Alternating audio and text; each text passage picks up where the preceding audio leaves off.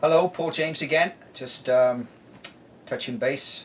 I feel great right now, and it's an example that when you get an approach by an organisation like Canadian Soccer Association to be so supportive, understanding, and most importantly in this dynamic, what Peter Montopoli and Victor Montagliani did for me. There was no prescription, no suggesting what I do. They just listened, and it's amazing that when you listen, you can be so helpful to that person. So Victor and Peter, I really appreciate that so much. And Peter said to me that you actually surprisingly look good. So we're glad that you're eating, and I have eaten a little bit, still trying to keep to the under 1,000. But last night, 1,000 calories. But last night I slept in a bed for the first time in about 8 months, because I've been sleeping on a couch, which I'll explain at some other time. But about why that is and how I got into that situation. But last night I went into a hotel because I knew my meeting was coming up, and was able to pay for it from the small settlement monies that I got. And just there you go, just feel fresh. So you people that would have seen that opening one, dear Prime Minister Justin Trudeau, we kind of sent you down a cul-de-sac. You might have concluded that it was because I'm living on the street and I have a problem with addiction, and that it's come back to the variety where you're in desperate need of going to rehab or going to see counsellors, and it's just not the case. It really is about, as I talked about at the end of my message there, it's about what happens to people like myself that are exposed, is that the social conditions that you live in, and I mean by social conditions in this aspect, is that can't get a job, ostracized, stigmatized. That's why this whole website is about stigmatization, is that until we begin to solve that as a society, meaning decriminalization, we really need to get to decriminalization, to get to step 2. And without that, it's going to be very, very difficult. But I'm trying to make a difference with exposing myself and exposing what happens to me on a day-to-day basis, so we can see the significance of what that does. Societal stigma brutalizes people that are trying to get healthy and to get well and to move forward. So if I look better, it's because I got great sleep last night, and I'm beginning to eat again, which felt good. So here's my commitment because of the CSA's approach, and I believe they're going to be honourable and do whatever they can to help me move forward with achieving social justice. Is that I'm going to eat now, gradually eat to a stage that is normal. So I'm looking forward to that. I'm looking forward to having a nice breakfast tomorrow morning, and I hope for those people that have really cared and have worried about me that makes you feel happy. So imagine this: no amount of counselling. I haven't been to rehab over the last 13 days, and I'm not going. So I'm going to say to you, what's the difference and transition in me now over the next 30 days? So in 30 days and 60 days, look how I look then compared to what I was now. So what am I doing? What's the transition going to be? Is it because I went to rehab? No. Is it because I have counsellors speaking to me? No. There's nothing they can say to me now at this stage. What I'm doing is I'm confronting the stigma. I'm confronting the social aspects that we have to get right for somebody to be able to have a productive life. In United Arab Emirates, they have rehab places. They will not let one of their clients and persons in there in recovery for them leave the facility unless they have employment, unless they have a purpose in life. So over here in Canada, we've got a lot to improve on. In North America, we need to recognize that when you have somebody in a employment situation, and you suspect that there's a substance use disorder, you need to afford that person, you need to help that person, intervene in the right way, in a compassionate way, and then afford them every opportunity to keep their job. That didn't happen with me, with York University, and on top of everything else, they didn't know what to do, and they removed the problem in a discriminatory way. And that's what I'm going to prove over the next while. I leave it up to President Shukri. I know you're probably waiting for legal counsel on my side to come to you. I'm trying, but I'm expecting you to do the right thing, and take care of that. Otherwise, you're going to feel the wrath of a lot of people. That's for sure, including alumni, including myself. I'm going to hold you accountable. There's the humanity of this whole process. The other thing, like, I just feel alive. And the reason I feel alive is because of the way the Canadian Soccer Association, for the criticism they get of being humane.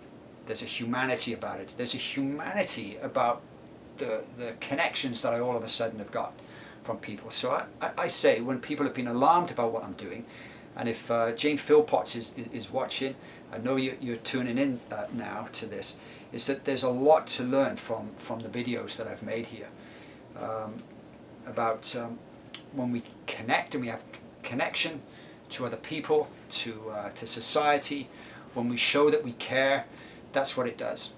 But without it, and with the criminalization and the punitive approaches, even the words, asking people, are you clean, is offensive. We got it wrong. Opposite of clean is dirty. What if somebody was to go to rehab, and then they've used a month ago? Are they clean? Like, what does that mean in your terminology, meaning society's terminology? What if they've used 6 months ago? Are they clean? What if they've used a week ago, but have an in between? It makes no sense. What if you come away from rehab and then 6 months later you use for a couple of times? Do you go back to rehab? Do you spend another 30,000? When you really boil it down, it's nonsense, absolute nonsense. What it is about healthy or unhealthy. If you can be healthy and use. You can use a substance and it will be for a day or two, and then you don't use again for another month or two. That's the way to look at it. If you use on an ongoing basis, it has negative consequences. You're not turning up to work. People can see that there's something wrong. Now you're unhealthy. Now you need intervention. Now you need to go away. It's really like with the fentanyl. All of a sudden we have a crisis, and only when we get a crisis do we begin to take action. And in many instances, again, at all layers, politicians, even family members, the person themselves that have an addiction, they don't know what to do. So now we react, and now we get it. And I respect so much, there's some fantastic people we have in Canada. Dr. Gabor Mate, Bruce Alexander, who was the one with Rat Park, the scientist, an academic that discovered some profound things about isolation. I'll talk again. Donald McPherson at the Canadian Drug Policy Coalition, absolutely brilliant in terms of trying to make a huge difference to society with changing government policy when it comes to criminalization of drugs. And then Richard Elliott from Legal AIDS Law, who's for me been absolutely brilliant. We've got fantastic people here in Canada, but when we talk about harm reduction, we're talking about it because it's humane to the people, that rather than them overdose and take those risks, that you allow them to use, or if it's a methadone program, we allow them to use. So the problem is with that, and there's no problem, it's humane, it's absolutely the right thing to do, but where it contradicts is the fact that how can it be criminalized then? You can't have harm reduction and have drugs criminalized. That's why the politicians that are beginning to see and are beginning to lobby for decriminalization are absolutely right. It's coming. It's coming on a global basis, and it might not be complete in my lifetime, but I would hope that in Canada we're going to take that seriously, and over the next 10 years that we have all drugs that are decriminalized. But also, if you have harm reduction with fentanyl, it should be harm reduction for all of the drugs. In other words, that when somebody says, are you clean, you are in the realm of war on drugs, which means, for me, I'm going to award you a dunce cap if you start saying that to me. But it's like a war on drugs ideology, and it means that you subscribe to complete abstinence for somebody before they can go out and get a job. Well, if we stay on that, we're going to continue to run a deficit of $51 billion for untreated mental health, because nobody's going to expose themselves. There's not an exact science to get somebody who's on a crystal meth addiction. There's no exact science that they're going to go into a rehab for 30 days, 60 days or 90 days and come out and be, as we say, clean for the rest of the time. It's not going to happen. And until we begin to discover that and encourage that it's about learning how to manage your health in a healthy way so you can still function, we're not going to get anywhere. And so I hope that makes sense to some of you. The biopsychosocial, for me, is a model that you need to have in your mind if you have family members, friends that are in the addiction cycle. You need to think of biopsychosocial. The bio being the change in the brain chemistry that needs to be balanced. The psycho is the psychology of the brain, where the compulsive behavior. It's for me, it's not a bad behavior. It's a learned behavior. See, when we say bad, it's in the punitive realm. Well, let's talk about it as being a learned behavior. You need to unlearn it. If I need to change a soccer player in the way they defend, I need to unlearn. They need to unlearn what they do, and then relearn something else. And it takes 12 weeks, 4 months. Players that have played for me know how meticulous I would have been with defending, and that I was meticulous over again, repeat, and it changes. That's the biopsycho. The social is what I'm doing now. This is from the beginning of this process.